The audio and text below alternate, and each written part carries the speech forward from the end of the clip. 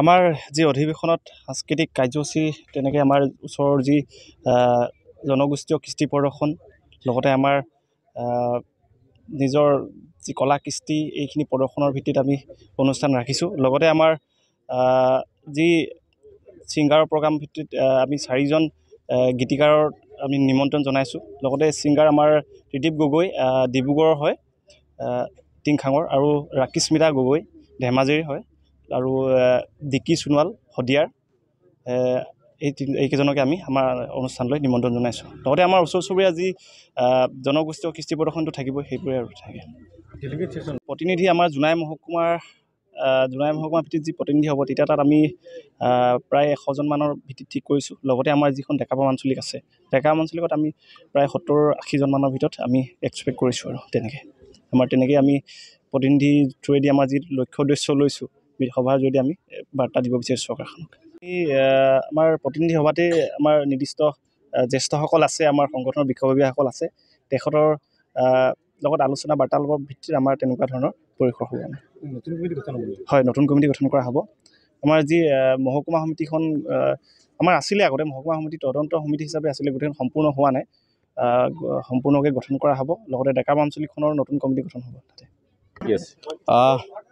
পুণ্য অসম ভূমিৰ তৃতীয় বৃহৎ জনজাতি সোণোৱাল কছাৰী জনগোষ্ঠীৰ একমাত্ৰ ছাত্ৰ সংগঠন হৈছে সৰু অসম সোণোৱাল কছাৰী ছাত্ৰ সন্থা। সোণোৱাল কছাৰী ছাত্ৰ সংগঠনটোৱে জন্মলগ্নৰ পৰা বৃহত্তৰ অসমীয়া জাতিটোৰ লগতে বিশেষভাৱে সোণোৱাল কছাৰী জনগোষ্ঠীটোৰ শৈক্ষিক, ৰাজনৈতিক, আৰ্থ সামাজিক এই গোটেই বিষয়বিলাকত আচলতে সজোৰে বিভিন্ন সময়ত ইয়াৰ উদ্দেশ্য আচলতে সফল হোৱাত বিভিন্ন কাৰ্যসূচী ৰূপায়ণ কৰি আহিছে। তেনে ক্ষেত্ৰত পোৱা নোপোৱা এই অবিৰত সংগ্ৰামখনত সদৌ অসম সোণোৱাল কছাৰী ছাত্ৰ সন্থাৰ যিসকল অক্লান্ত সৈনিক, তেখেতসকলে ইতিমধ্যে সেই প্ৰচেষ্টা অক্ষুণ্ণ ৰাখিছে। ইতিমধ্যে আপোনালোকে গম পাইছে, সোণোৱাল কছাৰী ছাত্ৰ সন্থা জোনাই মহকুমা সমিতিৰ 5ম দ্বিবাৰ্ষিক অধিৱেশন, ডেকাপাম আঞ্চলিক সমিতিৰ 3য় বাৰ্ষিক যি যৌথ এই অধিৱেশন উদয়পুৰ গাঁৱৰ ৰাজহুৱা খেলপথাৰত আচলতে আমি দুদিনীয়া বৰ্ণাঢ্য কাৰ্যসূচী অনুষ্ঠিত কৰিছোঁ। এই অনুষ্ঠানটোত আজি ইতিমধ্যে প্ৰথম দিনৰ কাৰ্যসূচীত আমি স্মৃতি তৰ্পণকে ধৰি যি আমাৰ পতাকা উত্তোলন কাৰ্যসূচী, বৃক্ষৰোপণ কাৰ্যসূচী, ইতিমধ্যে 3টা কাৰ্যসূচী আমি সমাপন কৰিছোঁ। আৰু ইয়াৰ পিছতে আমি দ্বিতীয়টো দিনত সোণোৱাল কছাৰী ছাত্ৰ সন্থাৰ সৰ্বোচ্চ প্ৰকাৰৰ যি আমাৰ উদ্দেশ্য, সেই উদ্দেশ্য সফল ৰূপায়ণৰ স্বাৰ্থত আচলতে সামগ্ৰিকভাৱে আমাৰ সমাজখনৰ লগতে শাসকীয় চৰকাৰখনক আচলতে আমি সজোৰে দাবী উত্থাপন বিগত দিনৰ পৰা কৰি আহিছোঁ, আৰু এতিয়াও সেই কথাষাৰ আচলতে ধাৰাবাহিকভাৱে অক্ষুণ্ণ ৰাখিব বিচাৰিছোঁ।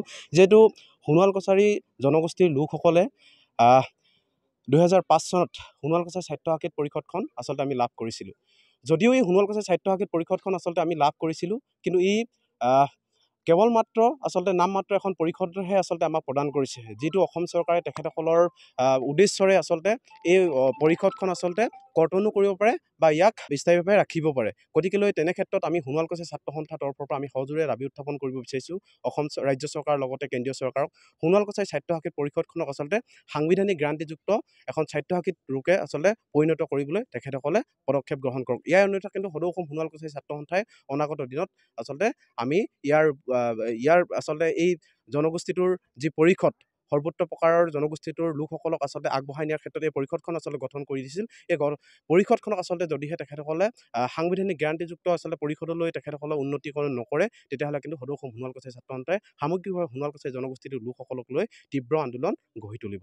গতিকে এই অনুষ্ঠানটোত অহাকালিলৈ দিনটোত যিহেতু আপোনালোক সকলোৱে গম পাইছে, বিভিন্ন অসমৰ সন্মানীয় জনগোষ্ঠীয় জাতীয় সংগঠনৰ বিশেষভাৱে যিসকল নেতৃবৃন্দ ইয়াতে আহিব, তাৰ লগে লগেই স্থানীয় যি সাংসদ মহোদয় আমি তেখেতকো মাতিছোঁ, স্থানীয় MLA ভুৱন পেগু ডাঙৰীয়াকো আমি এই অনুষ্ঠানলৈ নিমন্ত্ৰণ জনাইছোঁ। বিশেষভাৱে অসম চৰকাৰৰ যি শিক্ষামন্ত্ৰী ৰণোজ পেগু ডাঙৰীয়া, আমি তেখেতকো এই অনুষ্ঠানলৈ আমি নিমন্ত্ৰণ জনাইছোঁ।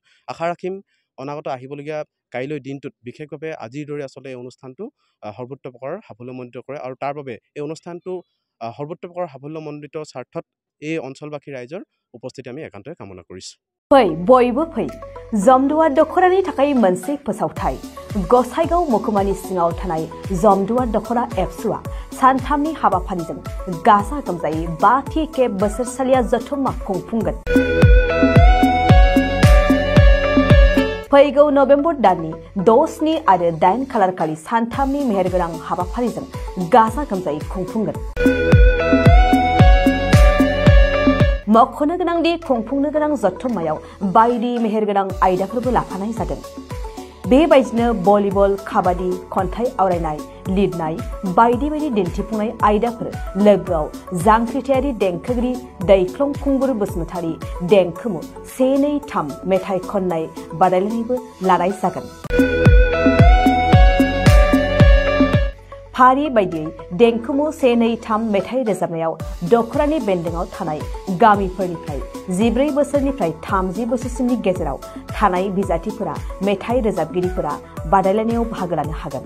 मोनाबिलिनि हारिमु बादायलायनायाव गाव गावनि रोंगौथिजों बिजाथिफोरा बाहागो लानो हागोन।